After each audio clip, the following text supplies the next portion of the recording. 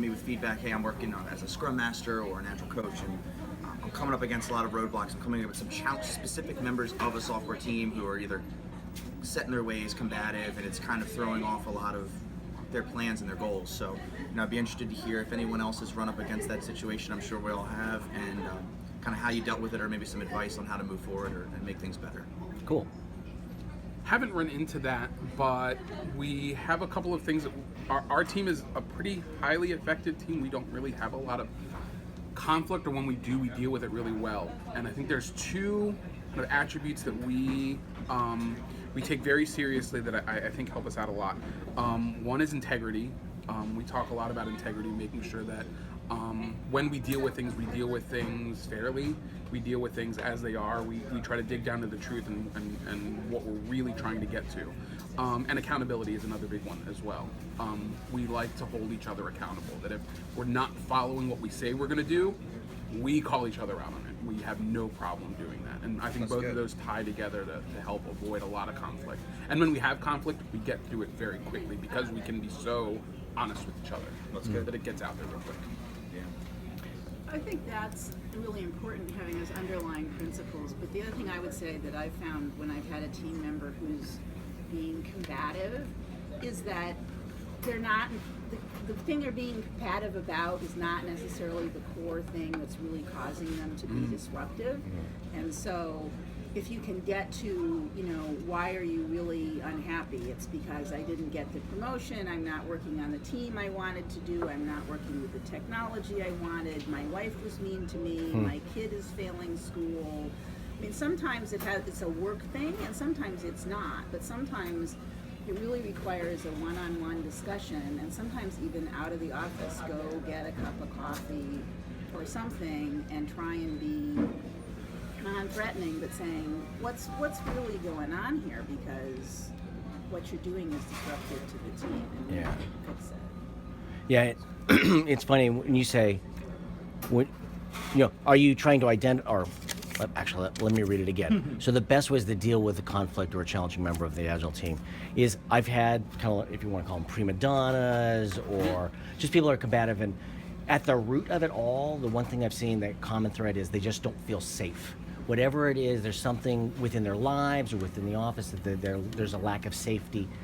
But the question is, well, how do you deal with it? I've been in environments where it's like this pure Agile environment where they say the team has the right to fire a team member, and that's not helpful at all, because there's always going to be someone at the bottom of the list, so. And then there's that fear. And then I might be that person on the list at some time. So, what I've done, it's about, the one prima donna that we had, or the one that was a real challenger, is what you said is like take them off to the side, find out really what's resonating with them or what's challenging them, and then cater to that has really helped solve that problem for them. And part of it is, I had a developer, he was like a Cobalt developer or something like that, and he really, really knew the system, and we're re-engineering the system, and all of a sudden he doesn't have a place in our new world. And so suddenly what we did was we put him in a position of not really authority, but he was someone that everybody would always go to help solve that one problem. And so we really helped pander to that, I guess is a way we could say. But it was, he needed to feel needed and valuable. And so once we started putting him in a position, it was like the new people would come to him and hear the stories and things like that. Things started to change, and then all of a sudden he wasn't a problem anymore. He was more part of the solution. Okay, that's good.